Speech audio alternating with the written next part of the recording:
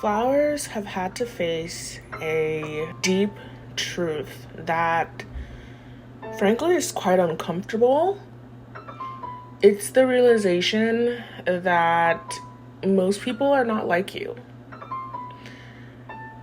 Most people aren't genuinely kind, empathetic, loving, considerate, heart-led. Most people are not dealing with you on good faith.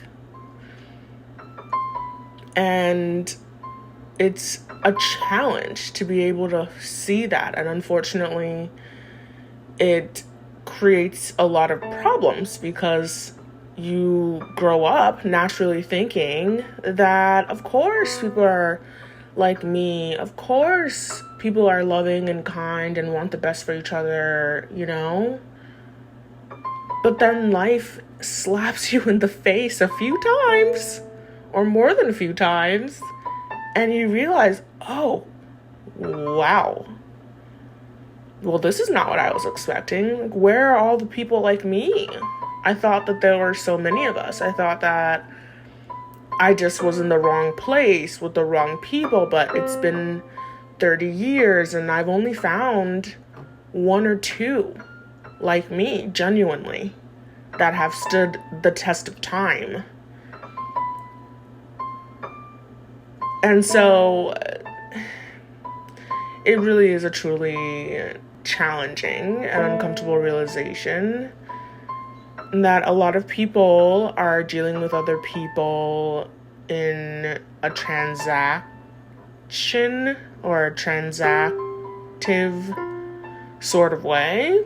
They view people as commodities, not as opportunities for showing love and appreciation for your fellow human collective.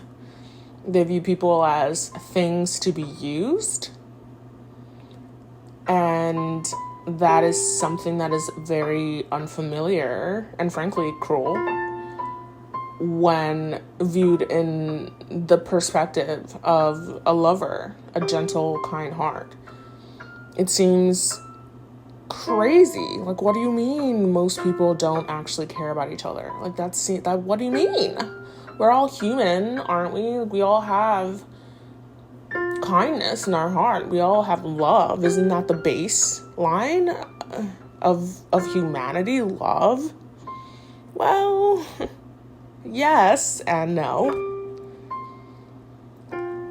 And that's when you start to develop a very strategic way of moving through life and vetting people appropriately and not being so open with them. Because after you get slapped in the face a few times, or more than a few times, over and over and over again, you start to get a little bit more hesitant with dealing with people.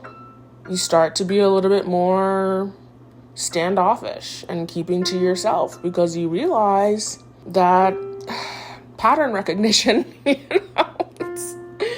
eventually we must recognize the pattern that these people are not like us. They don't have a kind heart. They don't deal with people in good faith. They don't even really like themselves, much less love themselves. And so it's really challenging to project something out that you don't have within yourself. And so flowers, it's okay when you find yourself in solitude.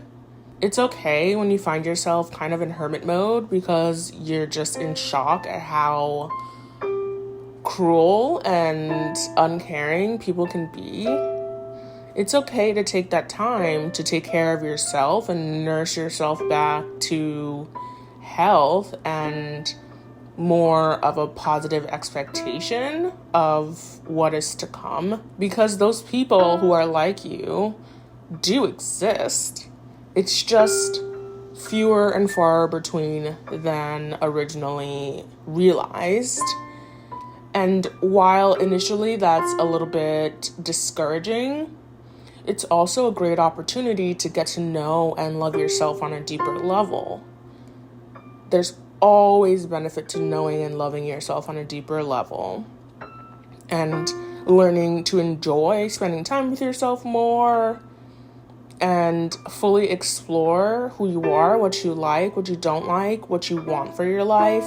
So many people are a distraction, frankly, from the dreams and goals that you'd like to achieve.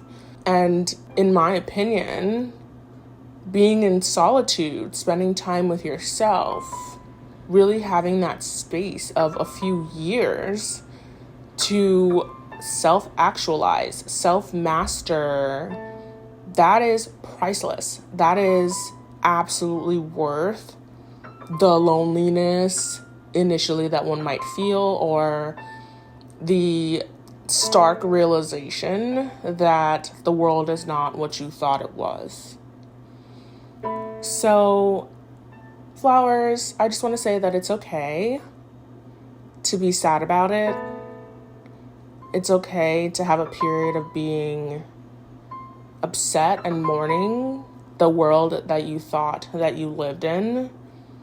And it's also okay to realize that you are the light that you've been waiting for. You are the person that you've always been waiting for. And this is your time now